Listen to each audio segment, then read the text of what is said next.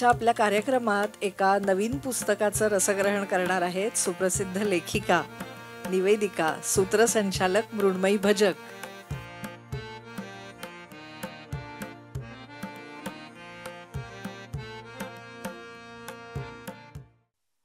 खूप छान वाटतंय खरं तर ह्या अशा छान माहोलमध्ये बसायला. कारण कार्यक्रम अनेक होत असतात. पण ही जी एक जवळीक आहे ना, तर ती खरोखरच खूप छान वाटते आणि तुमच्या सगळ्यांच्या चेहऱ्यावरची उत्सुकता मला दिसते. तर मला वाटतं की कुठल्याही कलाकारासाठी ती एक खूप मोठी पावती असते. जशी टाळ्या ही पावती असते, तशी ती उत्सुकता देखील खूप मोठी पावती असते. आणि तुम्ही सगळेजण इथे आलेला आहात. मला खात्री आहे की सगळेच जण वाचन हा तुमच्या सगळ्यांच्या आयुष्यातला एक छान आनंदाचा असा भाग असणार आहे. त्यासाठीच इतक्या संख्येने आणि आतुरतेने तुम्ही इथे आलेले आहात. वाचनाचा ह्या उपक्रमाचे सर्व आयोजक अ, यांचेही मी आभार मानते. अर्चनाचे आभार मानते. तिने मला इथे आमंत्रित केल्याबद्दल आणि आपण आता वाचनाला सुरुवात करूया. मी माझ्याबद्दल थोडंसं सांगते अशासाठी, की आपण काय करणार आहोत किंवा नंतर आपण जर काही गप्पा मारल्या तर त्या ओघाने. मी निवेदिका आहे दूरदर्शनवर आणि इतर काही चॅनल्समध्ये आणि शासकीय बरेच कार्यक्रम केलेले आहेत. त्यामुळे असे अगदी ज्याला आपण म्हणतो, की प्रोटोकॉल आणि ताठ कार्यक्रम असतात, तर त्या मानाने हा संवाद मला नेहमीच खूप अ, असा लोभस वाटतो. आज माझ्या हातात तुम्ही बघत असाल 3 पुस्तकं आहेत. माझी ही 3 पुस्तकं आहेत. पहिलं आहे अमेरिका खट्टी मिठी आणि हे पुस्तक 2018 साली ग्रंथालीने प्रकाशित केलं होतं. त्याला 2 पुरस्कारही लाभलेले आहेत राज्यस्तरीय आणि थँक यू. आणि त्याचा आता मी एक एकपात्री कार्यक्रम देखील त्याच्यावरती करतीये, त्या पुस्तकावर आधारित. तर इथे मी आले तेव्हा पहिला माझा विचार मनात हा आला, की हे खूप छान स्टेज आहे अशा पद्धतीचा कार्यक्रम करण्यासाठी. दुसरं पुस्तक आहे चुटकीभर गंमत. आपण कितीही मोठे झालो तरी आपले आई-बाबा काही सूचना करायचं सोडत नाहीत. तसे माझे बाबा इथे बसलेत. हे पुस्तक पहिलं अमेरिका खट्टी-मिठी आणि या दोन्ही पुस्तकांमध्ये छोट्या-छोट्या गोष्टी आहेत. आणि तिसरं पुस्तक आहे प्रवाही, जे आत्ता नुकतंच 20 ऑगस्टला NCPAमध्ये प्रकाशित झालेलं आहे. आणि अर्थातच कुठल्याही लेखकासाठी हो, खूप पाऊस होता त्या दिवशी. 19 तारखेला खूप पाऊस होता. 20 तारखेला आमचा कार्यक्रम होईल की नाही अशी सकाळपर्यंत धाकधूक होती. पण खूप उत्तम तोही कार्यक्रम झाला आणि आम्हाला अशी भीती वाटत होती की रसिक येतील की नाही. पण तेही खूप मोठ्या संख्येने सुदैवाने आले. त्यामुळे तोही कार्यक्रम उत्तम झाला. दुसरं पुस्तक माझं ठाण्यातच कोविड जस्ट संपला होता तेव्हा प्रकाशित झालं होतं. तेव्हा अर्चना होती त्या कार्यक्रमाला देखील. तर आपण वाचनाला मी सुरुवात करते. तर सगळ्यात आधी नव्याला प्रेफरन्स. खरं सांगायचं झालं तर सगळेच लेख असे जवळचेच असतात. आपल्याला किती वेळ आहे? ओके. आता आपण पुस्तकाच्या निमित्ताने, वाचनाच्या निमित्ताने इथे आलो, तर पुस्तक भेट नावाचा एक छोटी गोष्ट आहे. ती आधी मी वाचते. कारण हल्ली मला असं वाटतं, की प्रत्येकालाच ज्यांना पुस्तकांची आवड आहे, त्या पालकांना विशेषतः हा प्रश्न असतो, की आमच्या मुलांना आवड लागत नाहीये. म्हणजे कितीही प्रयत्न केले, तरी मुलं आमच्यासारखंच तर सोडाच, पण थोडं देखील वाचत नाहीयेत. आणि ती एका आईची व्यथा मला वाटतं, की इथे बसणारे बरेच जण रिलेट करू शकत असतील. ज्यांची मुलं वाचत असतील ते उत्तमच आहे. पण बऱ्याच जणांना ती खंत असते. पुस्तक भेट. जागतिक पुस्तक दिनानिमित्त वैदेहीला एका वाचनालयात व्याख्यान देण्यासाठी बोलवलं होतं. वैदेही भौतिकशास्त्राचे प्राध्यापक. पण वाचन, पुस्तकं म्हटलं की ती भरभरून बोलायची.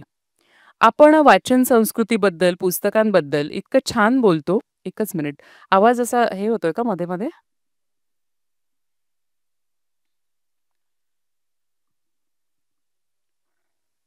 हो ना, थोडा लांब धरते. हां. इतर असंख्य विद्यार्थ्यांना मार्गदर्शन करतो, पण एका बाबतीत मात्र आपण काहीच करू शकलो नाही याची तिला खंत वाटायची. पिया, तिची 10 वर्षांची मुलगी. ती तिच्या मुलीला वाचनाची गोडी लावू शकली नाही, ही गोष्ट तिला सतत टोचत असे. वाचनाचा संस्कार हा लहान वयातच रुजतो, हे तिला माहीत होतं. तिला स्वतःला वाचनाची गोडी लागली होती याचं कारण घरातलं वाचन पोषक वातावरण. हे एक होतंच आणि वैदेहीलाही आवड होती. पिया लहान म्हणजे अगदी 3 वर्षाची असल्यापासून वैदेही तिच्यासाठी रंगबिरंगी पुस्तकं आणत असे. त्यातली चित्र दाखवत असे. तिचा नवरा तिला म्हणे, "अगं, पिया कधी-कधी फाडते पुस्तकं, कशाला देतेस तिच्या हातात?" पण वैदेहीला वाटे, पुस्तकांचा स्पर्श पण किती सुंदर असतो ना. पुस्तकं आजूबाजूला असणं हेही किती सुंदर असतं. आणि त्या सगळ्याची अनुभूती पियाने घेतली पाहिजे. सुरुवातीला गोष्टीच्या पुस्तकातून गोष्टी वाचून दाखवणं, गोष्टी, गाण्यांचे व्हिडिओ दाखवणं, असे अनेक प्रकार तिने केले. पण पियाला पुस्तकं आवडली नाही, ती नाहीतच. घरात एवढी सुंदर सुंदर पुस्तकं आहेत. ई बुक्स पण आहेत लॅपटॉपवर.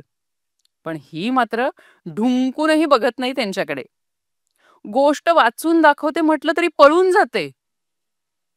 आणि वाचनाबद्दल काही सांगायला गेलं की वाचन म्हणजे किती बोरिंग असं पालुपद लावते. हल्ली इतकी माध्यमं, मोबाईल, लॅपटॉप, टीव्ही यांचा भडीमार यामुळेही असेल, पण पियाच्या बाबतीत तिला फार हतबल वाटत होतं. विचार करता करता तिचा बस थांबा आला. समोर तिच्या शाळेतल्या शिक्षिका देसाईबाई दिसल्या.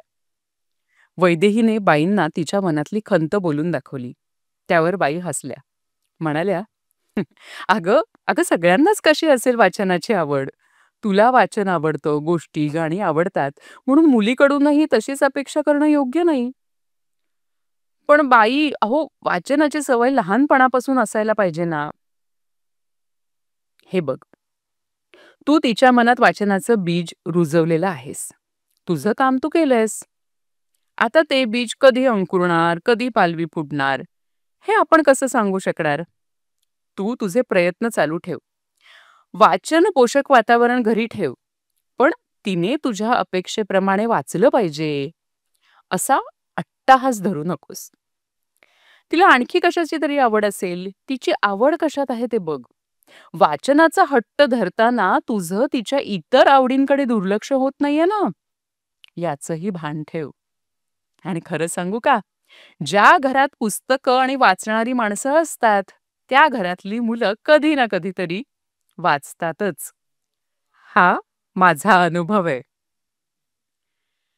बाईंच्या शेवटच्या वाक्याने वैदेहीला दिलासा मिळाला. तिनेही स्वतःला जरा सैल सोडलं. आणि आता पियाच्या मागे वाचनाचा दोषा लावणं पण सोडून द्यायचं, हेही ठरवलं.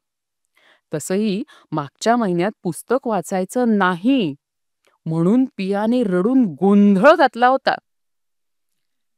तेव्हापासून वैदेही तिला वाचनाबद्दल काही बोलली नव्हती. घर जवळ आलं.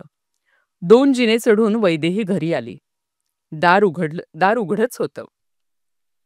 "मम्मा, हे बघ काय!" म्हणत पियाने आईला मिठी मारली. पियाच्या हातात मोठी सोनेरी चांदणी होती. "मम्मा, आज वर्ल्ड बुक डे होता ना, म्हणून टीचरने स्टोरी बुक आणले होते. आणि मम्मा, त्यात ना लायन आणि रॅबिटचं पण बुक होतं."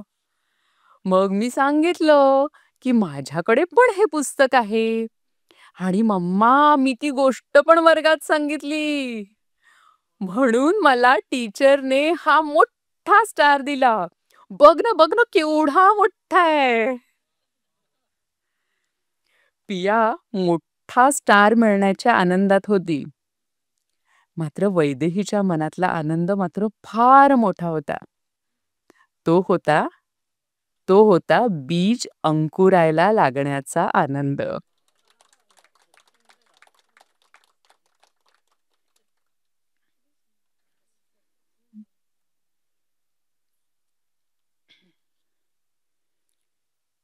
हे आत्ताच प्रवाही या पुस्तकातल्या या गोष्टी आहेत आणि याची टॅगलाईन आहे प्रवाही नात्यांमधल्या सुखावणाऱ्या गोष्टी.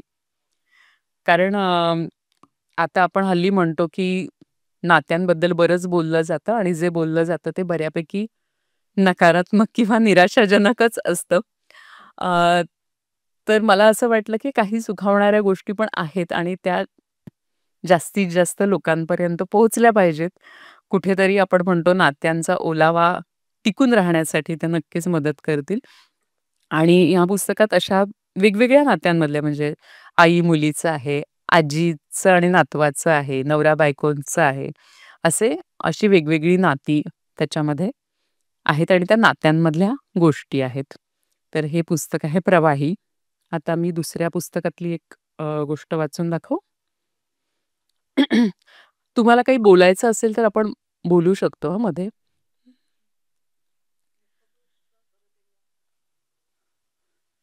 हे मुखपृष्ठ आहे.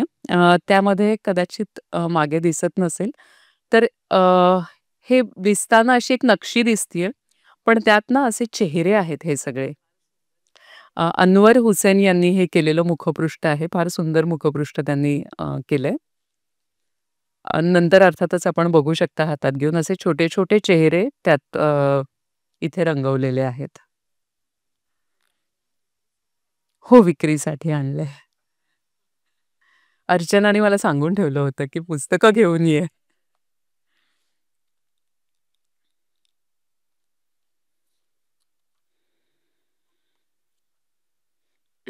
अमेरिका खट्टी-मिठी हे पुस्तक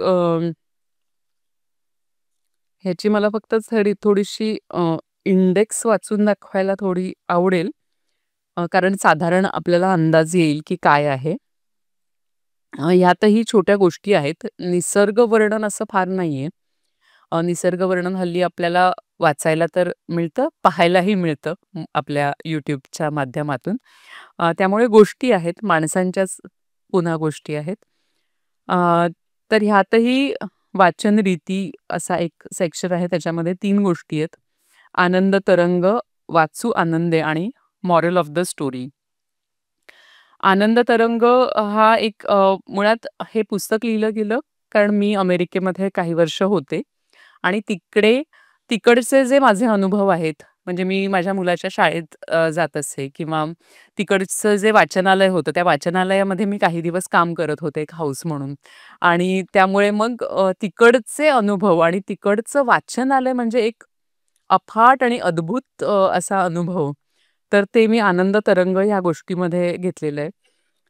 वाचू आनंदे म्हणजे तिथे लहान मुलांसाठी काही उपक्रम असतात सुट्टीमधले, की काय करायचं? तर मी असं बघितलं, की काही मुलं आमच्या खाली असं लॉन असतं, तर तिथे एका कुत्र्याला एक मुलगी गोष्ट वाचून दाखवत होती पुस्तकातली आणि मी म्हटलं, "हे काय करतीये ही?"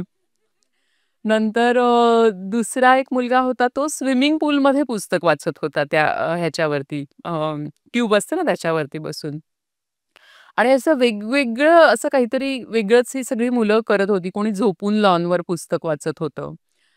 तर मी तिथे गेले. ही नवीन मुलं होती माझ्या सोसायटीमध्ये आणि मग मला कळलं, की ही त्यांची आजी आहे एक तिथली. अमेरिकन होती सगळी मुलं. तर मी तिला विचारलं म्हटलं, "हे काय म्हणजे एवढी आवड आहे का मुलांना, की ही कुत्र्याला वाचून दाखवतीये आणि हा स्विमिंग पूलमध्ये बसून पुस्तक वाचतोय?"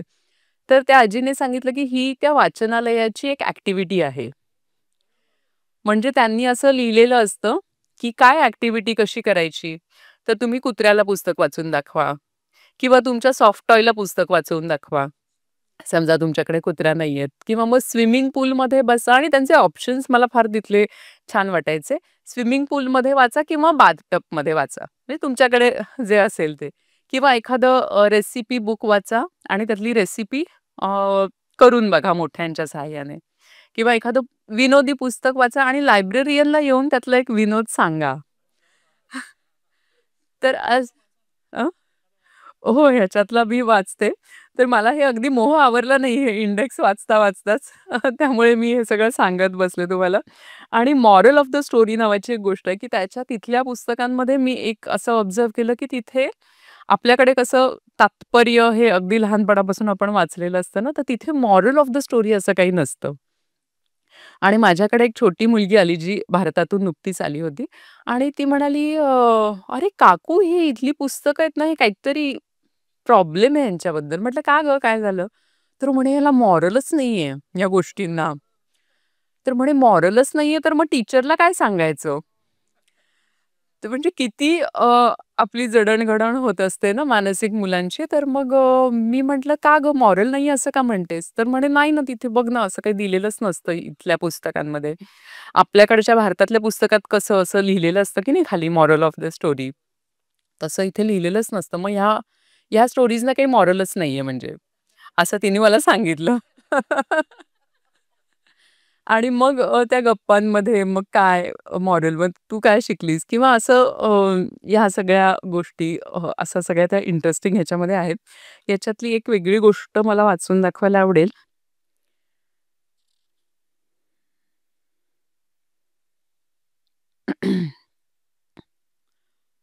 तिथली एक अमेरिकन बाई तिथे राहणारी तिची एक गोष्ट मी वाचून दाखवते.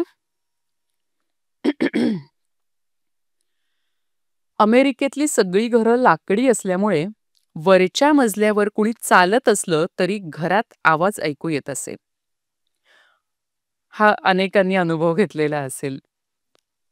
घरात शांतता असल्यावर तर हा आवाज अक्षरशः भयावह वाटे.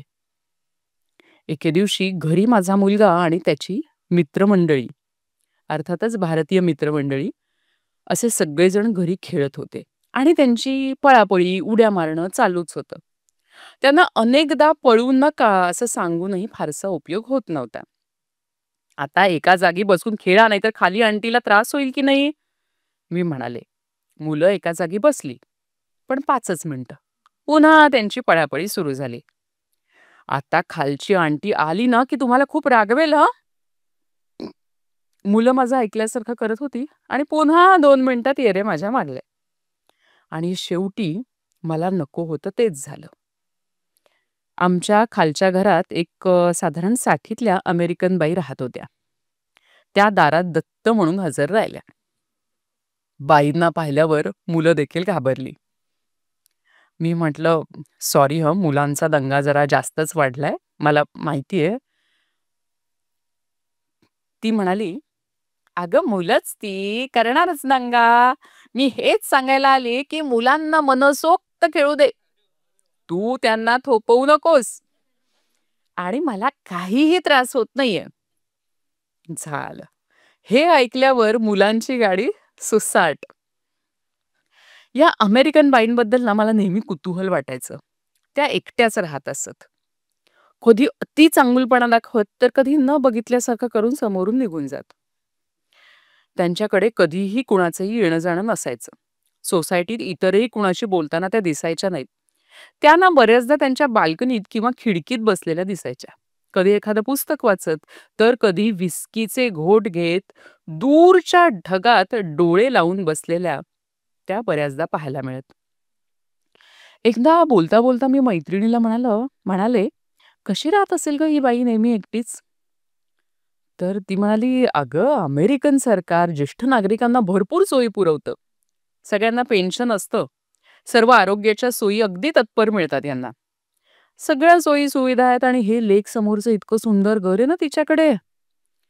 आणि हे अमेरिकन लोक ना अगदी लहान वयापासूनच स्वतंत्र असतात. आवडत असेल त्यांना असंच एकटं राहायला, नसेल आवडत त्यांना कोणाबरोबर राहायला." आमच्या सोसायटीत खरं तर अनेक ज्येष्ठ नागरिक होते.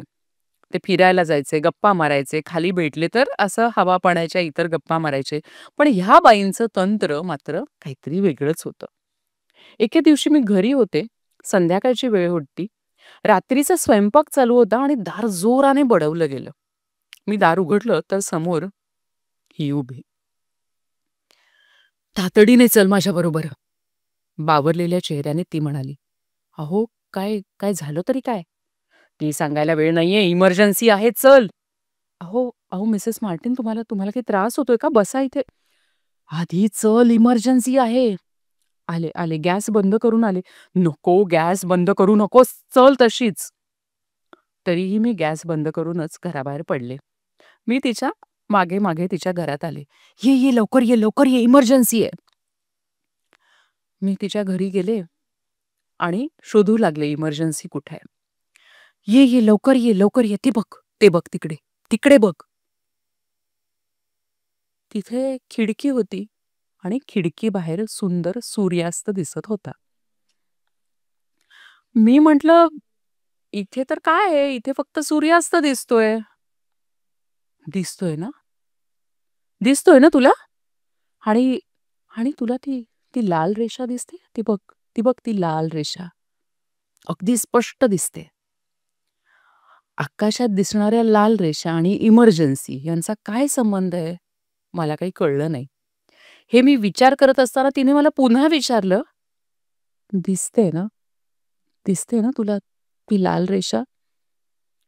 मी हो, असं असं काहीतरी पुटपुटले.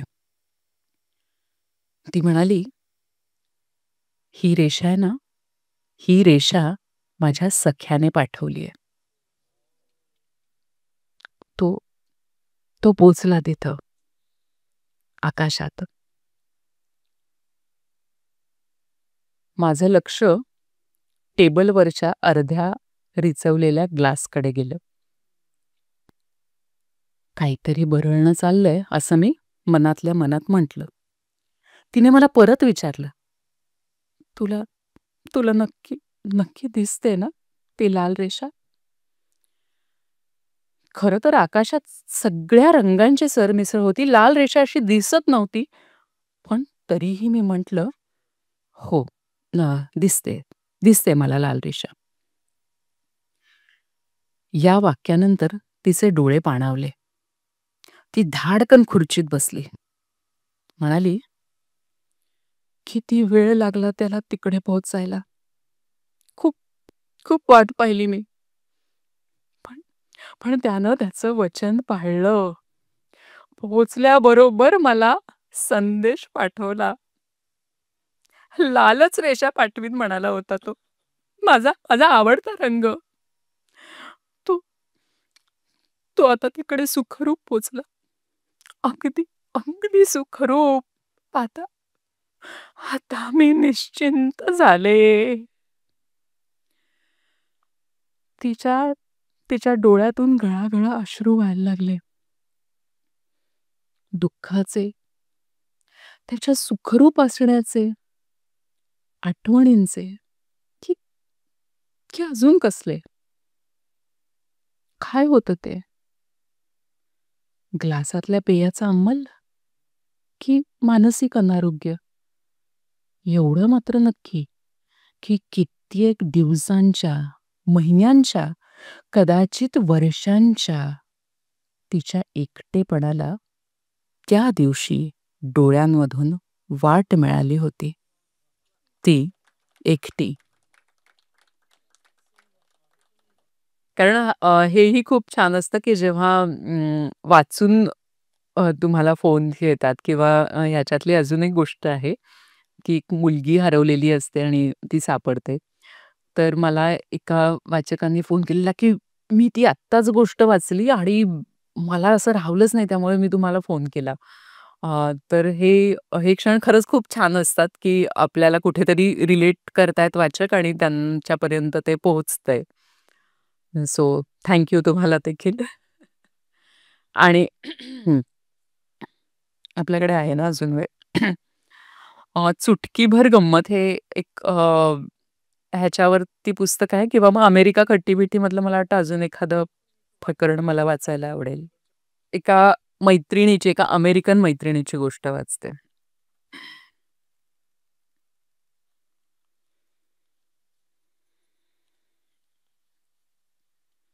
असं असतं की तिथे गेल्यावर म्हणजे आम्ही राहायला गेलो होतो. आपण जेव्हा व्हिजिटर म्हणून जातो तेव्हा एक छान असतं की आपण एक काही महिन्यांसाठी जातो आणि परत येतो तिथले. पण राहायला गेल्यावर आता तिथे काय करायचं सगळं स्थिरस्थावर झाल्यानंतर हा एक प्रश्न असतो आणि भारतीय अर्थातच हल्ली प्रत्येक गावामध्ये, प्रत्येक शहरामध्ये भरपूर भारतीय लोक असतात. त्यामुळे तोही काही प्रश्न नसतो की हळू तुमचा ग्रुप जमतो. माझं असं होतं, की माझी अशी इच्छा होती, की मला तिथली संस्कृती समजून घ्यायची आहे. म्हणजे आमचा भारतीय ग्रुप तर होताच, पण त्याबरोबर तिथल्याही मैत्रिणी बनवायच्या आहेत. त्यामुळे मी तिथल्या शाळेत जायचे आणि तिथे माझ्या बऱ्याच अमेरिकन, चायनीज, अशा मेक्सिकन अशा मैत्रिणी छान झाल्या होत्या. आणि एका वेगळ्या कारणाने ही एक मैत्रीण होती लिन. तर तिची ही गोष्ट आहे.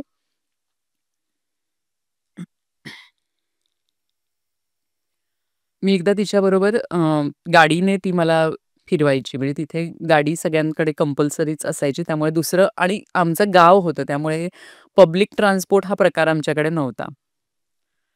तर त्याची ही गोष्ट. अमेरिकेतील फ्रीवेवर गाडी जवळपास 90च्या वेगाने चालली होती. लिन गाडी चालवत होती. मी तिच्या शेजारी बसले होते. लिन माझी अमेरिकन मैत्रीण. साधारण 40शीतली. हसत-खेळत आमच्या गप्पा सुरू होत्या. बोलता-बोलता ती सहज म्हणाली, "अगं तुला सांगायचंच राहिलं." म्हटलं, "काय गं?" "तुला सांगायचंच राहिलं, की माझी आई लग्न करतीये." "काय?" मी अवाक. "हो, तिच्या मित्राशी लग्न करतीये ती. दोघं 5 वर्ष एकत्र राहतात. आता लग्न करणार आहेत ते दोघं. आणि आता माझी आई तिचं घर विकून जाईल त्याच्याकडे राहायला." मी मनातल्या मनात आपला हिशोब करत होते. आता ही 40शीतली म्हणजे हिची आई किती वर्षांची असेल? आणि लीनला बाबा नाहीत का? नाही म्हणजे आमचं कधी तसं बोलणं झालं नव्हतं. लीन म्हणजे आई एकटीच राहते तुझी? तुझे बाबा? अगं मी 8वीत असतानाच ओह! So sorry. ओम शांती. सॉरी? सॉरी कशाबद्दल? अगं तुझे बाबा कम ऑन माझ्या बाबांना काही झालेलं नाहीये. मजेत आहेत ते. अगं मी 8वीत असताना आई-बाबांचा डिव्होर्स झालाय फक्त. ती हसत-हसत म्हणाली.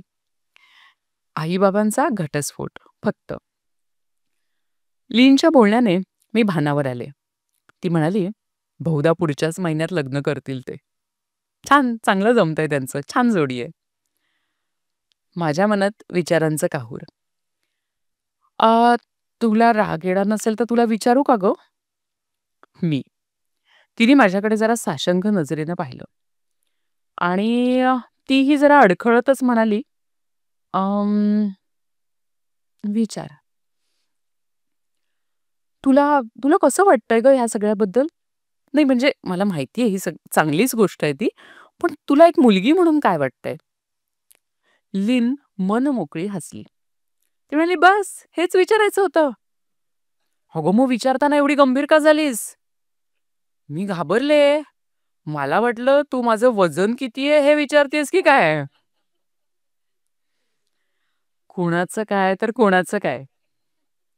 एकूण चक्रमच असतात ह्या अमेरिकन बायका. आता कुठे हिच्या आईचं लग्न, कुठे हिचं वजन. काय वाटतं काय सांगू? मी रागावले काल तिच्यावर. तिला म्हटलं, "बघ, तुझ्यामुळे आता आपली आडनावं वेगळी होणार." लीन हसत-हसत म्हणाली, "पण खरं सांगू का, मी खूप खुश आहे आईसाठी. बऱ्याच वर्षांनी ती संसार थाटणार आहे. तिने खूप कष्टात दिवस काढले आणि आता तरी तिच्या आयुष्यात काही सुखाचे दिवस येतील." "तुमची आडनावं वेगळी होणार." अच्छा, हां, म्हणजे लग्नानंतर लीन तू आडनाव नाही बदललंस. हो, हल्ली आमच्याकडे पण मुली नाही बदलत आडनाव. मी अगदी हुशारकीने सांगितलं. कम ऑन मृण्मयी, तुला माहित नाही? मी अविवाहित आहे. आता मात्र हा सगळ्यात मोठा बॉम्ब होता. मी लीनच्या 12 वर्षाच्या मुलीला भेटले होते आणि ती बऱ्याचदा सांगायची, की ती मुलीला तिच्या बाबांकडे ठेवून आली आहे. मग कोण हे मुलीचे बाबा? मी आपले संदर्भ जुळवत होते. आणि मग डोक्यात प्रकाश पडला, लीन नेहमी मुलीचे बाबा असा उल्लेख करते. नवरा असं तिने कधीच म्हटलं नव्हतं. ओह! मी स्वतःला सावरत म्हटलं. म्हणजे आपल्याकडचे पिंकीचे बाबा आणि इथले पिंकीचे बाबा देशागणिक बदलणारे वाक्यांचे संदर्भ. मला तो दिवस आठवला जेव्हा लिन तिच्या मुलीबद्दल मला कौतुकाने सांगत होती. "हे तुला माहितीये? माझ्या मुलीचं नाव भारती आहे. मला ते फार आवडलं." "काय सांगतेस काय? तुझ्या मुलीचं नाव भारती आहे? काय गं, काय तुझ्या मुलीचं नाव?" लिन अगदी उत्साहाने म्हणाली, "एनांदा." "एनांडा? हे काय भारतीय नाव आहे?" "हो, तुला माहित नाही?" एनांडा म्हणजे नेहमी खुश असणारी. माझा एक मित्र होता भारतीय, एनांड. त्याच्या नावाप्रमाणे मी हे नाव ठेवलं. एनांड, भारतीय मित्र. आनंद. आनंद का त्याचं नाव? हो, हो, हो. असाच असाच उच्चार करायचा तो, एनांड. एनांड नाही गं लिन, आनंद. आणि तुझ्या मुलीचं भारतीय नाव एनांडा नाही, आनंदा. आनंदा म्हण बरं, आनंदा. अगं किती गोड नाव आहे. मग मी तिला आनंदा म्हणायला शिकवण्याचा प्रयत्न केला. म्हण बरं, आ नं नान दा दा दा डा. तिला काही आनंदा म्हणता येईना. म्हटलं जाऊ दे, एनांडा तर एनांडा. नेहमी खुश असणारी. पण खरी आनंदा तर लीन होती. नेहमी हसतमुख राहणारी. बेताची आर्थिक परिस्थिती, आई-वडिलांचा घटस्फोट, त्यातून कोणतीही कटुता न बाळगता वेगळं राहणं, लग्न न करता मुलीला वाढवणं आणि आता आनंदानं आईच्या लग्नात करवली होणं, या सगळ्यांमध्ये सगळ्यांसाठी खुश असणारी तीच खरी आनंदा, तीच खरी आनंदा.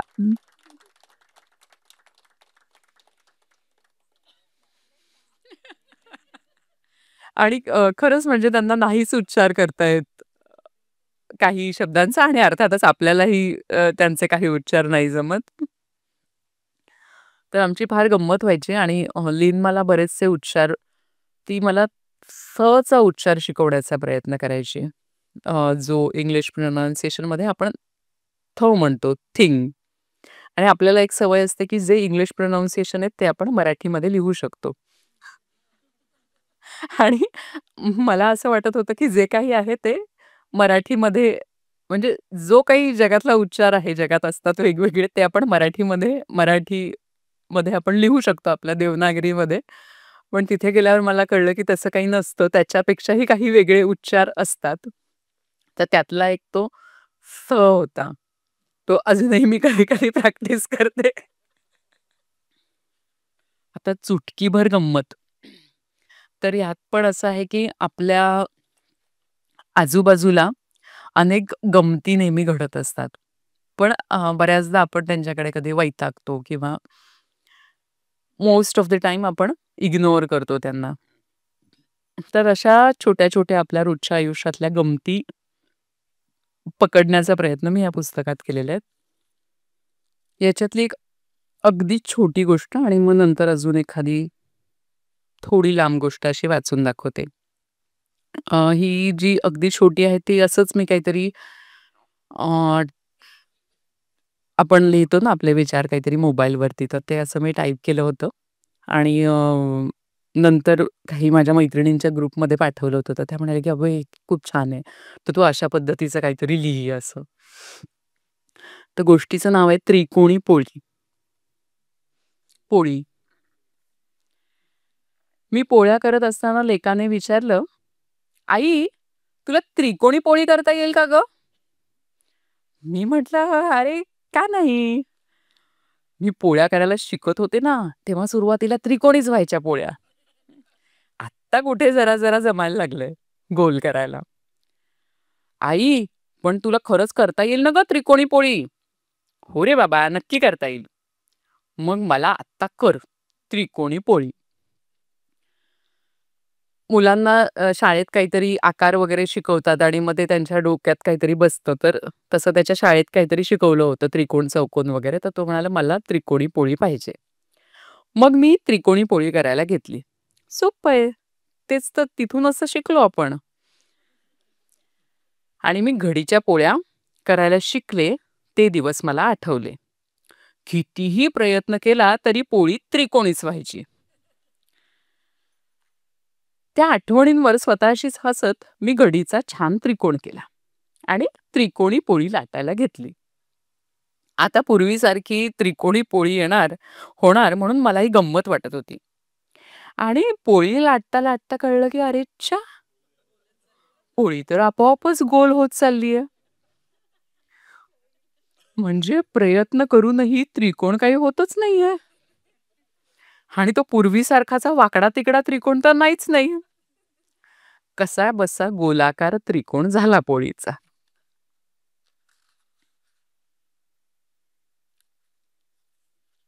मुलाला पोळी वाढली तसं तो म्हणाला, "हे ग काय? हा काही बरोबर नाही झालाय त्रिकोण. तू म्हणाली होतीस ना तुला नक्की जमेल." नाही जमलं काही तुला. खरंच की मलाही आश्चर्य वाटलं. कसं काय नाही जमलं मला? आणि मग विचार सुरू झाला. आपण कोणतीही गोष्ट करताना सुरुवातीला चुका करतो, धडपडतो आणि हळूहळू सुधारणा होते. त्या चुका होत असतात तेव्हा असं वाटतं की कधी एकदा आपण ती गोष्ट नीट शिकतोय. पण एकदा का ती गोष्ट जमली, चांगली अंगवळणी पडली, की ठरवूनही पूर्वीच्या चुका करता येत नाहीत. गाडी शिकणं, पोहणं, व्यायाम, नृत्य, गाणं अशा अनेक बाबतीत हे लागू पडतं. आयुष्य नेहमी पुढे जात असतं. मागे कधीच येत नाही. हेही पटतं अशा वेळी. मग तो शिकतानाचा कसोटीचा काळ आठवतानाही छान वाटतं. त्यावेळी काही क्षण आपण कसे रडकुंडीला आलो होतो. काही वेळा कसे हतबल झालो होतो. आणि काही वेळा माघार घेऊन पळून जाण्याच्या किती जवळ होतो आपण. हे सगळं आठवताना समाधान वाटतं. पण पळून जावेसे वाटणारे क्षण मात्र खरे कसोटीचे असतात. आणि तिथेच टिकून राहणं महत्वाचं, नाही का? अजूनही जर असे क्षण आले आयुष्यात, तर मला आठवण येईल त्रिकोणी पोळीची. आणि आणि तुम्हाला?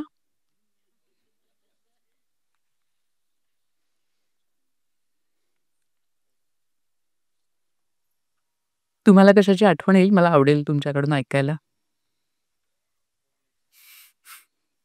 पोहण्याची. हो.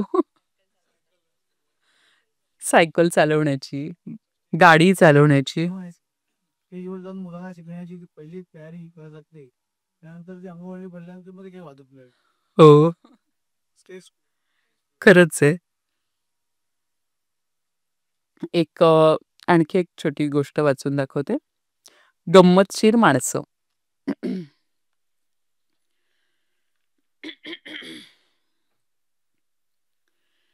ये रातें ये मौसम ये चंचल हवा. गाण्याचा आवाज इमारतीखालून आला. अगं बाई ग, या उन्हाच्या झळा आणि घामाच्या धारांमध्ये कुणाला सुचतंय हे गाणं? आणि तेही केवढ्या मोठ्याने लावलंय? गीता मावशी म्हणाली. मिठी आणि सोनू दोघी एकत्र म्हणाल्या, "स्पीकर काका!" आणि दोघी खिदळत राहिल्या. मिठी पटकन उठली आणि मावशी घड्या घालत असलेले कपडे तिच्या हातातून ओढून बेडवर टाकले आणि मावशीचा हात धरून म्हणाली, "चल चल चल लवकर चल चल ग, अगं चल ग, गंमत दाखवते." मावशीच्या चेहऱ्यावरचे प्रश्न ओठांवर येण्याआधीच मिठी मावशीला घेऊन बाल्कनीत आली होती. बाल्कनीत गाणं आणखी मोठ्याने ऐकू येऊ लागलं होतं. अगदी सरळ सरळ बोट न दाखवता मिठी हळूच म्हणाली, "ते बघ ते बघ ते बघ तिकडे, अगं तिकडे ग तिकडे. हां, ते आहेत स्पीकर काका." एक मोठाला जुना टेप रेकॉर्डर आपल्या मोटरसायकलला लावून एक 6 फुटी अंगा खांद्याने मजबूत दिसणारे गृहस्थ बाईकला किक मारत होते. बाईक चालू झाली. ते गृहस्थ त्यांच्या रेडिओ बरोबर टेप रेकॉर्डर बरोबर निघून गेले आणि सनम ये तुम्हारी असं आवाज ऐकू ऐकू सूर ऐकू येत हे सूर विरळ होऊन नाहीसे झाले. मिठी सांगू लागली, "अगो मावशी, हे काका आहेत ना काका, ते इथेच कुठेतरी राहतात. कधी कुणाशी बोलताना दिसत नाहीत, पण त्यांच्याजवळ नेहमी हा पुरातन काळातला टेप रेकॉर्डर असतो आणि त्यावर अशी जुनी गाणी लावून ते येताना जाताना दिसतात. मला तर ना ते ते पीके मधल्या त्या आमिर खान सारखे वाटतात कधी कधी." हो ना. सोनू म्हणाली, आम्हाला तर वाटतं सिनेमात ना ह्या काकांना बघूनच ते पात्र घेतलं असावं. सोनू आणि आई मागेच येऊन थांबल्या होत्या आणि पुन्हा सोनू आणि मिठीचं खिदळणं सुरू झालं. आई ही थोडीशी हसत होती, पण त्यांच्या अवाढव्य हसण्यापुढे आईचं हसू अगदीच पिटुकलं होतं. मावशी मात्र त्या तिघींकडे फक्त बघत राहिली. कम ऑन मावशी, तू पण हसू शकतेस, सोनू म्हणाली. पण मावशीच्या चेहऱ्यावर हसण्याऐवजी आठ्याच पडल्या होत्या. ती बघ मावशी हसतच नाहीये, असं बघत दोघी परत त्यावरही हसू लागल्या. शेवटी आईने पुढाकार घेऊन त्या दोघींना शांत केलं. तशी मावशी आईला म्हणाली, काय ग, काय म्हणून एवढा मोठा आवाज करून गाणी वाजवत असेल हा माणूस? आणि रस्त्याने पण सगळ्यांना ही गाणी ऐकवत जातो. तुम्हा सोसायटीतल्या लोकांना उपद्रवच होत असेल ना याच्या जाण्या येण्याने? आई म्हणाली, हो बाई, म्हणतात काही लोक तसंही, पण त्याच्या पुढे बोलत नाही कोणी.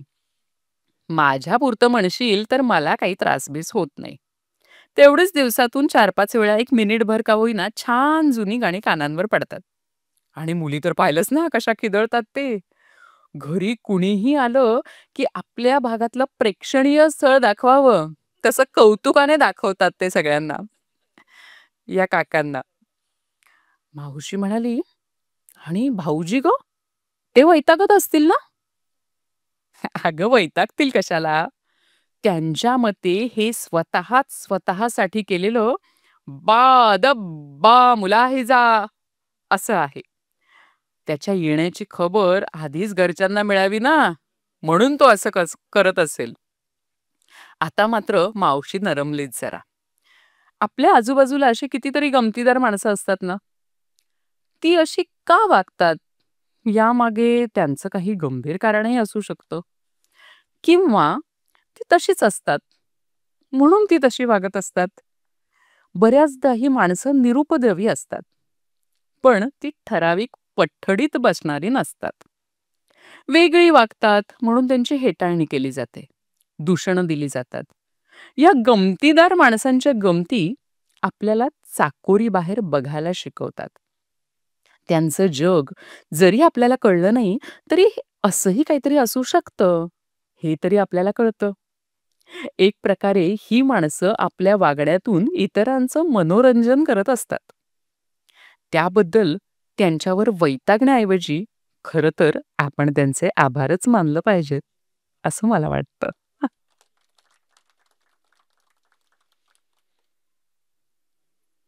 वेळ आहे, माझ्याकडे पण भरपूर मटेरियल आहे.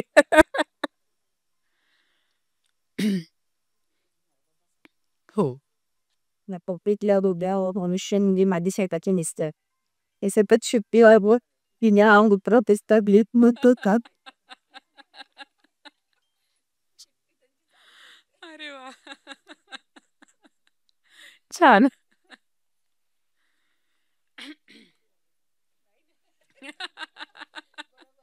बरोबर ना.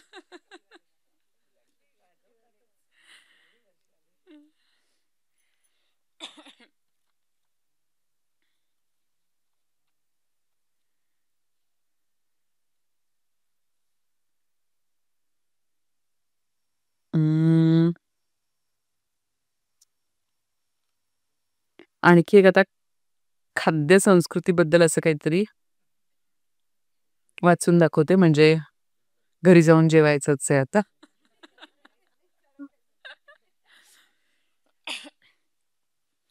टोफू टर्फलं आणि टेक्सास कॉरल. अमेरिकेच्या कोणत्याही गावात गेलं तरी फार काही वेगळेपण जाणवत नाही. सगळ्याच गोष्टी साचेबंद असल्यासारख्या, रस्ते, सृष्टी, हिरवळ, झाडं सगळीकडे सारखी. प्रत्येक गावात वॉलमार्ट, मायर सारखी दुकानं आणि हॉटेल्सही साधारण तीच. McDonald's, burger king, Pizza Hut, ॲपलबीज वगैरे वगैरे. आमच्या गावात एक वेगळं रेस्टॉरंट होतं. त्याचं नाव होतं टेक्सास कॉरल. ते खूप चांगलं आहे असं ऐकलं होतं. आम्ही एकदा त्या रेस्टॉरंटमध्ये गेलो. तिथल्या पद्धतीप्रमाणे हॉटेलच्या प्रवेशद्वाराच्या आत एका कडेला स्वागत कक्षाजवळ आम्ही उभे होतो. तिथली रिसेप्शनिस्ट आम्हाला टेबलवर घेऊन जाणार होती आणि तिची वाट बघत असतानाच समोर 2 मोठे बॅरल ठेवलेले दिसले. येता जाता लोक त्या बॅरेलमधून काहीतरी काढून घेऊन जात होते. आणि जवळ गेल्यावर पाहिलं तर एका बाईने त्या बॅरेलमधून भुईमुगाच्या शेंगा काढल्या. त्यातली एक शेंग सोलली, दाणे तोंडात टाकले आणि फोलकोट चक्क जमिनीवर टाकून दिलं. हो बाई, मी आश्चर्यानेच तिच्याकडे बघत बसले. अमेरिकेत जमिनीवर फोलकटं टाकतात. पण पुढचा विचार करण्याच्या आत माझं लक्ष खाली जमिनीकडे गेलं आणि सगळीकडे शेंगांची टरफलं दिसली. इतक्यात स्वागत कक्षातली मुलगी आमच्या जवळ आली. तिच्या एका हातात हिरव्या कापडात गुंडाळलेले सुरी, काटे, चमचे आणि दुसऱ्या हातात पाव आणि लोण्याची पाकिटं. ती आम्हाला आमच्या टेबलपाशी घेऊन आली. खुर्च्यांवर स्थिरावायच्या आतच चिरंजीव चित्कारले, आई, इथे पण खाऱ्या शेंगा. आणि खरंच की प्रत्येक टेबलावर एक छोटी जर्मनची बादली ठेवली होती आणि त्यात खारवलेल्या शेंगा होत्या. मुलाने पटकन त्यातली एक शेंग उचलली, शेंग खाल्ली आणि टरफल हातात घेऊन विचारलं, आता हे कुठे टाकू? इतक्यात वेट्रेस आली आणि मुलाला म्हणाली, इथे दे टाकून खाली. मुलाच्या प्रश्नार्थक मुद्रेकडे पाहून ती पुन्हा हसली आणि ती म्हणाली, अरे खरंच टाक इथे खाली, इथे अशीच पद्धत आहे. छान आहे ना हे? आणि मग माझं लक्ष रेस्टॉरंटकडे गेलं. सगळेजण शेंगा खाऊन टरफलं खालीच टाकत होते. अख्खं रेस्टॉरंट टरफलांनी भरून गेलं होतं. जिकडे पाहावं तिकडे टरफलच टरफलं. टेक्सास हे राज्य भुईमुगाच्या पिकाला व्यावसायिक दर्जा देणारं अमेरिकेतलं पहिलं राज्य आहे असं नेटवरून वाचलं होतं. आणि म्हणूनच टेक्सासचं नाव असणाऱ्या या हॉटेलमध्ये अशा शेंगाच शेंगा आणि त्यांची भरपूर टरफलं दिसत असावीत. या राज्याचं वेगळेपण हेही होतं की तो भाग काहीसा उजाड, वाळवंटी असा मानला जायचा. जरी प्रत्यक्षात अगदी थोडाच भाग वाळवंटी असला तरी तो उष्ण प्रदेश म्हणून ओळखला जातो. व तिथलं काऊबॉय हट, एकूण तिथला अंदाज, रावडी, उंच लोक, त्यांचा वेगळा पोशाख, हे सगळं प्रसिद्ध होतं आणि चित्रांमधून, पुस्तकांमधून ते दिसत होतं. आणि तीच संस्कृती या हॉटेलमध्ये देखील दाखवण्याचा प्रयत्न केला असावा. एखादं टेबल रिकामं झालं की वेट्रेस त्या टेबल खालची सगळी टरफलं झाडून भरून टाकत असे आणि पुन्हा ती जागा टरफलं टाकायला मोकळी. अमेरिकेसारख्या शिस्तप्रिय देशांमधलं हे दृश्य पाहून गंमतच वाटली. खरं तर शेंगा खाऊन टरफलं खालीच टाकायची ह्या कल्पनेने मुलाबरोबर आम्ही खुश झालो. आणि त्या हॉटेलमध्ये येणारे सगळेच लोक टरफलं पाहिजे तिथे टाकण्याचा एरवी न मिळणारा आनंद अनुभवण्यासाठी तिथे आले असावेत असं मला वाटलं आणि नंतर इंटरनेटवरून ते खरंही असल्याचं कळलं. लहानपणापासून स्वच्छतेबाबत काटेकोर असणारी अमेरिकी जनता या सगळ्या शिस्तीवर उतारा म्हणून अशा काही बाई कल्पना काढत असावी. आपल्याकडे सार्वजनिक ठिकाणी दिसणारी शेंगांची टरफलं आठवली. विशेषतः बसमध्ये किंवा ट्रेनमध्ये अशी हळूच कोपऱ्यात सरकवलेली टरफलं कशी चोरट्यासारखी वाटतात ना. आणि इथली टरफलं जोरवर शिरजोर. वेट्रेस पुन्हा आल्यावर टोफू सारखं काहीतरी घेऊन आली. पण आज त्या मागवलेल्या पदार्थापेक्षा लेमनेड बरोबर शेंगा फोडून खाण्याचा आणि टरफलं कुठेही टाकण्याचा आनंद फार मोठा होता.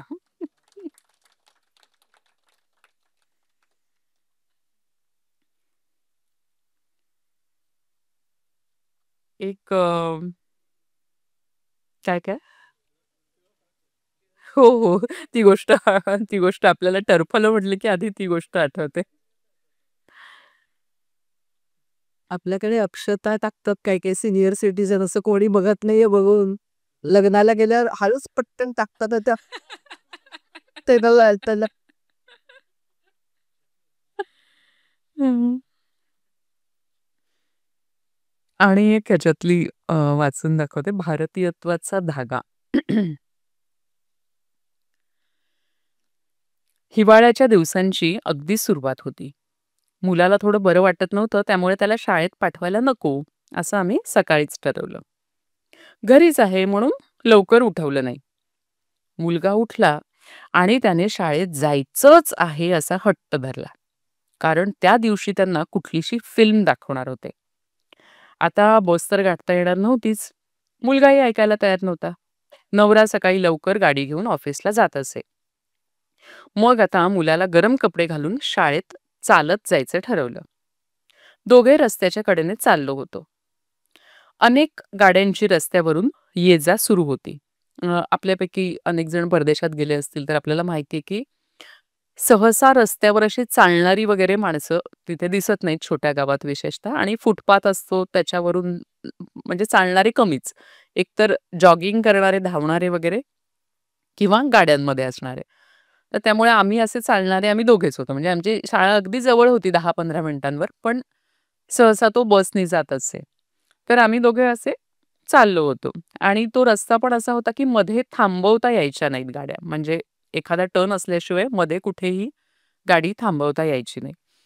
तर आम्ही दोघे असे चाललो होतो. अनेक गाड्यांची ये-जा सुरू होती. थोडं पुढे गेल्यावर एक छोटी गल्ली आत जात होती आणि ती गल्ली पार करून आम्ही पुढे सरळ जाणार इतक्यात एक गाडी तिथे थांबलेली दिसली आणि त्या गाडीत अमेरिकन बाई खाली उतरून उभी होती. आम्ही जवळ येताच ती म्हणाली, "मी तुमच्याचसाठी थांबले. मी तुम्हा दोघांना मगाशीच पाहिलं. पण गाडी थांबवण्यासाठी हीच जवळची जागा होती. तुमची बस गेलेली दिसते. मी माझ्या मुलांना शाळेत सोडायला आले.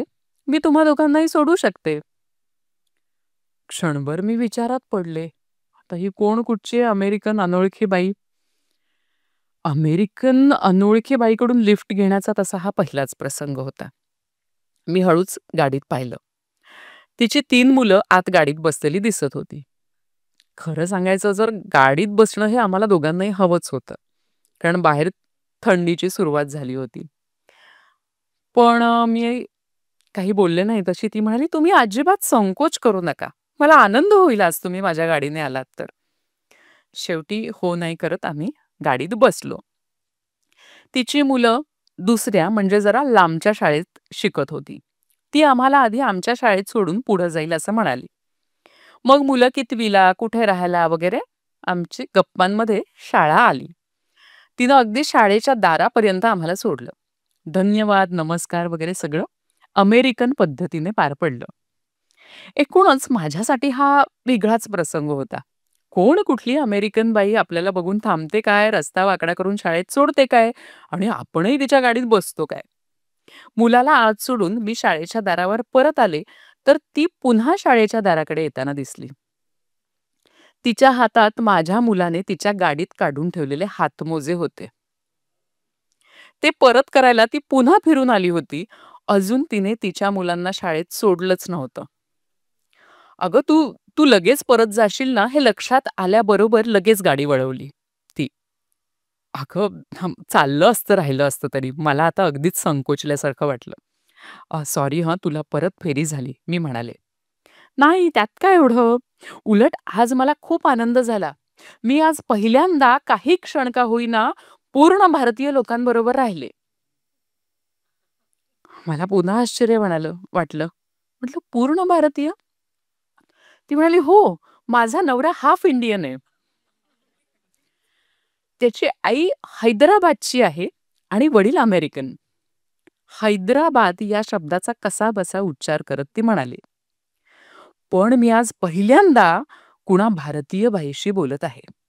मला आता पूर्ण भारतीय या शब्दाचा बोध झाला." ती म्हणाली, "आता माझा नवरा अर्धा भारतीय आहे. म्हणजे माझ्या या मुलांना पाव भारतीय म्हणायला हरकत नाही, नाही का?" हसत हसत ती म्हणाली, "मीही त्या गोऱ्या पोरांमध्ये भारतीयत्वाच्या खुणा कुठे दिसतायत का?" हे नकळतपणे पाहू लागले. पुन्हा स्मितहास्य करत ती गाडीत बसली आणि मी त्या पाव भारतीय मुलांकडे पाहून हात हलवत राहिले. वाटलं, पाव भारतीय मुलांची आई या नात्याने तीही शरीराने नसली तरी मनाने तरी अर्धा पाव किंवा अगदी छटाकभर भारतीय तरी असेलच. आणि त्याच एका भारतीयत्वाच्या धाग्यामुळे ती आज आमच्यासाठी थांबली असावी.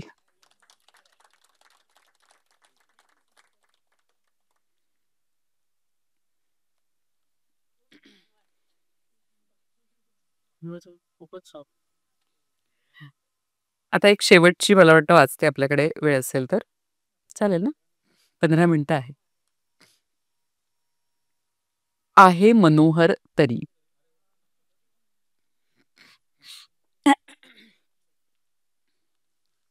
काय काय? हो.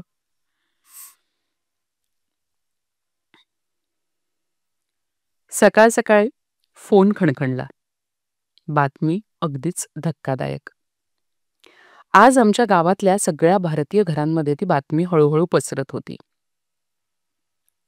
ती गेली. अचानक. कालच रात्री.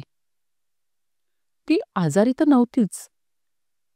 मागच्या शनिवारी चारू आणि नीरा सहकुटुंब तिच्या घरी शिकागोला राहायला गेले होते. त्या सगळ्यांचे खिदळतानाचे फोटो अजूनही तिच्या फेसबुक पेजवर झळकत होते. ती असेल साधारण 40शीची, 1-2 वर्ष पुढे मागे. अनेक वर्षांपासून आमच्या गावात राहत असणारी. साधारण वर्षभरापूर्वी शिकागोला राहायला गेली होती. तिथे मोठं घर घेतलं होतं. घर कसलं? बंगलाच तो. ते घर तिनं अगदी तिच्या मनाप्रमाणे सजवलं होतं. तिची सौंदर्यदृष्टी पदोपदी तिच्या घरात दिसत होती. कुठून कुठून वस्तू मागवल्या होत्या तिने. भारतीय आणि अमेरिकन संस्कृतीचा सुंदर मेळ घातला होता तिनं घरात. तिचं घर, तिची सौंदर्यदृष्टी हे सगळ्यांच्याच कौतुकाचे विषय. शिकागोला राहायला गेली तरी वरचेवर इथे येणं असायचंच. 10 वर्ष या गावात राहिली होती ती. काय झालं असेल? अपघात? विचार करत असतानाच पुन्हा फोन खणखणला. चारूचे फक्त हुंदके ऐकू येत होते. ती कशीबशी बोलली, तिनं तिनं आत्महत्या केली ग. बापरे, हा तर फारच मोठा धक्का होता. आता सगळीकडे तोच विषय. तिनं आत्महत्या दिली. सगळ्यांकडून व्यक्त होणारं आश्चर्य. असं कसं झालं? ती अशी नव्हतीच, असं होऊच शकत नाही. माझ्या आयुष्यात पाहिलेली सगळ्यात धीट मुलगी होती ती. शिकागो सारख्या मोठ्या शहरात राहून सगळ्या गोष्टी सांभाळणं सोपं नाही. किती उत्साही आणि आनंदी असायची ती. स्वतः तर होतीच आनंदी आणि इतरांनाही जणू आनंद वाटत फिरायची. हो ना, मी कधी फारशी घरातून बाहेर पडायचे नाही. पण ती आली की मला अक्षरशः ओढून न्यायची. बाकी सगळं जाऊ दे, पण मुलांचाही विचार केला नाही तिने. अनेकांकडून अनेक प्रतिक्रिया येत होत्या. तिचा सळसळता उत्साह, प्रत्येक कार्यक्रमात असलेला तिचा पुढाकार, सर्वांना बरोबर घेऊन जाण्याची वृत्ती, सगळंच छान, सुंदर, मनोहर, हवंसं वाटणारं. मग असं काय झालं असेल की तिने आत्महत्या करावी? हे काय झालं? असं का झालं? हुंदके, अश्रू, प्रश्न, सगळंच अनुत्तरित. ती बऱ्याच वर्षांपासून अमेरिकेत राहणारी भारतीय बाई. उत्साही, आनंदी, 2 मुलांची आई. मुलगी 12-13 वर्षाची आणि धाकटा मुलगा. नवरा बऱ्याचदा फिरतीवर असायचा. नवरा कामासाठी परगावी गेला असताना तिनं हे केलं आणि होत्याचं नव्हतं झालं. खरं तर माझी आणि तिची अगदी ओझरती भेट झाली होती एका मैत्रिणीकडे. पण त्या एका भेटीतही तिचं वेगळेपण जाणवलं होतं. सगळ्यांची लीडर होती ती.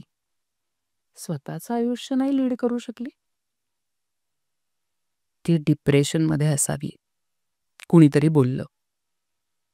हो, मलाही एकदा बोलली होती ती, की मुलगी ऐकतच नाही, बोलायला नवऱ्याला वेळच नसतो आणि आता मुलं मोठी झाल्यावर रिकामं वाटतं म्हणून.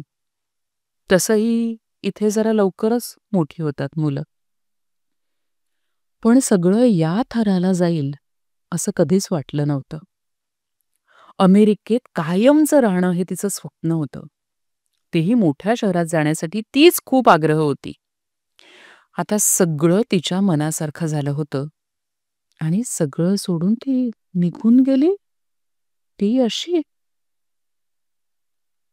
कदाचित घरी वाटणारा रिकामेपण भरून काढण्यासाठी ती बाहेर एवढी सोशल असेल का? मनातले प्रश्न, सगळ्यांच्याच मनातले प्रश्न हळूहळू ओठांवर येऊ लागले होते. काही म्हणा, इथे परदेशात राहणं तेवढं सोपं नाही. भारतात कसं आपले लोक असतात जवळ, गोतावळा असतो. इथून कितीही फोनवर अगदी व्हिडिओ कॉलवर जरी बोललो तरी प्रत्यक्ष भेट ही वेगळीच ना. कितीही म्हटलं तरी आपल्या माणसांपासून दूर असतो आपण. आणि कितीही आवडला तरी पूर्णपणे अमेरिकन नाहीच होऊ शकत आपण. अगदी इथलं नागरिकत्व मिळालं तरीही देश तुटतो आणि परदेश आपला नसतोच. सगळं वरवर छान असलं तरी मध्ये कधीतरी उपरं वाटतंच, निराश वाटतं. कदाचित आपली मुळं तोडून टाकतो म्हणून असेल का? आणि अशाच एका निराशेच्या क्षणी काहीही येऊ शकतं. बऱ्याच वर्षांपासून इथे राहणाऱ्या एक काकू मनात साचलेलं बोलल्या. स्वानुभवाचे बोल होते ते. खरंच की अनेक वर्ष परदेशात राहिल्यावर हळूहळू भारतातली नाती विरळ होत जात असतील का? मुद्दाम नाही, पण भेटीगाठी हळूहळू कमी होतात. हळूहळू फोनही कमी होत जातात. सोशल मीडियाने जग कितीही जवळ आलं तरी प्रत्यक्ष भेटीगाठी महत्वाच्याच ना. त्याशिवाय का नात्यातला ओलावा टिकून राहील? नातेवाईक दुरावत असतात, पण सख्खी भावंडही दुरावत असतील. 1-2 वर्षातून ही मंडळी महिनाभरासाठी भारतात येतात. त्या महिना दीड महिन्यात सासर माहेरच्या सगळ्या लोकांना भेटायचं, काही भेटी तर अक्षरशः उरकायच्या. त्यातच इथली कामं, खरेदी, गुंतवणूक वगैरे वगैरे. आपल्या माणसांना निवांत भेटणं, बोलणं अगदी विरळच. 1-2 वर्षातून काही मोजका वेळच आपल्या माणसांसाठी असतो. नाही म्हटलं तरी वाढतच असेल अंतर, अगदी सख्ख्या नात्यांमधलंही. आणि मग ती पोकळी कशी भरून काढणार? माणसं, नाती तर हवीच असतात. इथल्या लोकांमध्ये मिसळणं, इथल्या लोकांच्या भेटीगाठी, दर आठवड्याला पार्ट्या, हे सगळं सुरळीत चालू असलं तरी आत कुठेतरी नक्कीच खुपत असेल काहीतरी. काय खुपतंय हेही कळत नसेल कुणाकुणाला. आपली माणसं तुटलेली, परकी माणसं परकीच. अधांतरी वाटत असेल. अगदी रोज नाही, पण कधीतरी. भारतातलं जगणं म्हणजे धावपळ, दगदग. त्या मानाने परदेशी बराच मोकळा वेळ. नको त्या गोष्टीत का होईना, पण भारतात वेळ जातो. रिकामे पण त्या मानाने कमी. आणि रिकाम्या मनातला सैतान कधी काय करेल नेम नाही. शेवटी सगळे तर्कवितर्क. पण ती तर गेलीच होती. राहून राहून तिच्या आईचे शब्द आठवत होते. आम्ही किती सांगत होतो भारतात परत या म्हणून. आता भरपूर कमावले पैसे. सुशील पण तयार होता. पण तिनं नाही ऐकलं. ती मायदेशी परतली असती तर हे कधीच झालं नसतं. कधीच झालं नसतं.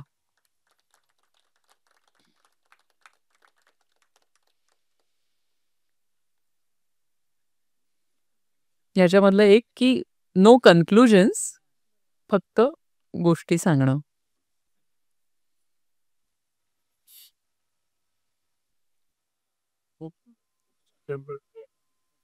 So thank you so much.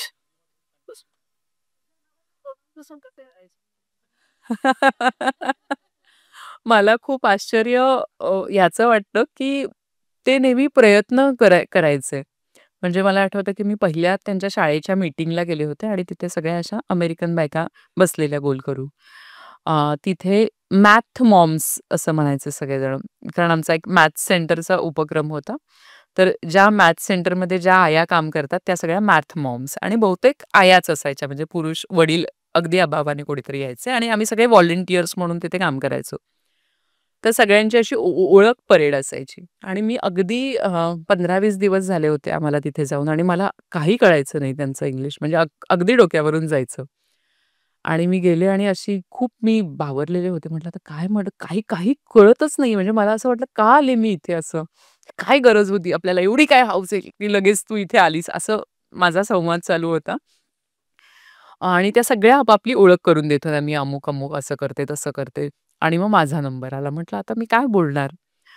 तर मी सांगितलं माझं नाव Mrinmayi and I have recently come from India around 2 weeks ago. तर मग सगळ्यांनी एवढ्या टाळ्या वाजवल्या तिथे, की "oh! You have come from India" असं म्हणून वगैरे. आणि मी म्हटलं, की आता मला ह्यांच्यापैकी कोणाचंच नाव लक्षात नाही राहिलं. तर ऑब्व्हियसली म्हणजे भारतातही माझं नाव तसंही फार लोकांच्या लक्षात राहत नाही किंवा बोलताना काहीतरी होतं त्याचं. पण तिथे मला आश्चर्य वाटलं, की तो कार्यक्रम संपल्यावर बऱ्याच बायकांनी मला नावाने हाक मारत होत्या. मग बऱ्याचदा असं "मृमाय" आता माझी एक चायनीज मैत्रीण होती, तर तिने "हे मृमाय, मृमाय" असं ते म्हणायचे. पण खूप म्हणजे मला कौतुक वाटायचं त्यांच्या सगळ्या उत्साहाचं आणि नाव लक्षात ठेवतात ते, नावं लक्षात ठेवतात ह्या सगळ्याच गोष्टींचं. आणि एकूणच म्हणजे या पुस्तकात एक गोष्ट आहे, की उत्साहाचा उत्सव. एकूणच तिथल्या बायकांमध्ये मला असं मी अर्थात टिपलेली गोष्ट, अगेन नो कन्क्लुजन्स, पण उत्साह असा खूप मस्त अशा सगळ्या उत्साही म्हणजे अगदी तिकडच्या वेटर्स पण उत्साही, वेट्रेसेस असायच्या. तिकडच्या साध्या बायका म्हणजे कुठलीही आर्थिक परिस्थिती असो, पण त्यांचा उत्साह असा एकदम "वॉव! हाय! हॅलो!" आणि मग मला असं वाटायचं, "अरे, मला आधी तुम्ही काय बोलताय ते समजत नाहीये. तुम्ही जरा शांतपणे बोलाल तर मला कळेल." म्हणजे कळण्याची शक्यता जास्त आहे असं प्लेन तुम्ही बोललात तर. पण त्यांचा स्वर असा नेहमी असा खालीवर जाणारा आणि असे हातवारे आणि असं म्हणतो ना उत्साह दुथडी भरून वाहणारा असा एक्साइटमेंटमध्ये नेहमी. हो. हो ना. हां. हां, हां, हां, हां, हां. ओह! वॉव! मग मी तिथे गेल्यावर एक तो एस-एस-एन नंबर असतो. तर त्याच्यामध्ये मला तिने विचारलं, "how do you spell it?" तर मग मी सांगितलं. तर माझं स्पेलिंग 9 लेटर्सचं होतं. तर ती अशी आश्चर्य करत बसली. "Oh! Such a big name. Such a long name." तर ती मला म्हणाली, "कोणी ठेवलं तुझं नाव?" म्हटलं, "माझ्या बाबांनी ठेवलं." तर मी तेव्हा पप्पांना पण फोन करून सांगितलं होतं. म्हटलं, "ती बघा, ती असं म्हणत होती."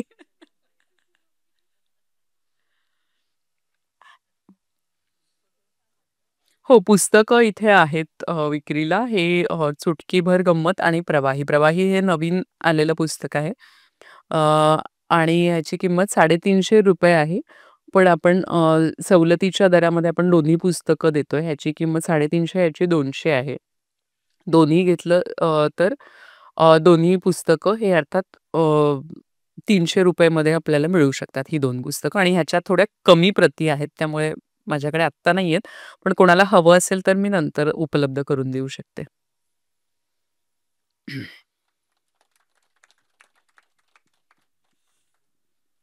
इथे जवळ-जवळ तास, दीड तास आम्हाला सगळ्यांना मंत्रमुग्ध केलेल्या मृण्मयी भजक यांचे टाळ्या वाजवून आपण एकदा आभार मानूया.